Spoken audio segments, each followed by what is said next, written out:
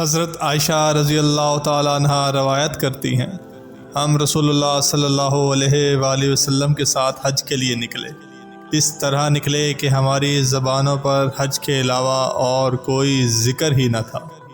جب ہم مقام صرف پہنچے تو مجھے حیض آ گیا۔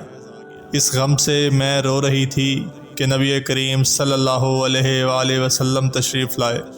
آپ صلی اللہ علیہ وآلہ وسلم نے پوچھا کہ کیوں رو رہی ہو؟ میں نے کہا کاش میں اس سال حج کا ارادہ ہی نہ کرتی۔ آپ صلی اللہ علیہ وآلہ وسلم نے فرمایا شاید تمہیں حیض آ گیا ہے۔ میں نے کہا جی ہاں۔